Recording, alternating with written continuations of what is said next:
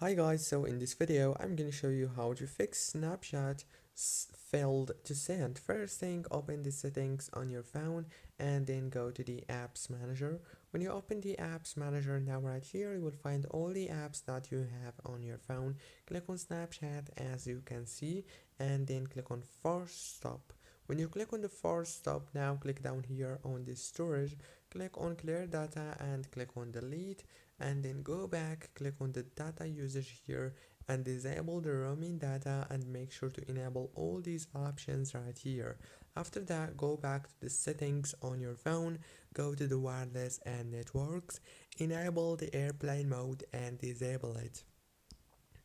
And the last thing you want to do is go to the Play Store or the App Store if you have iPhone, search for Snapchat and update it.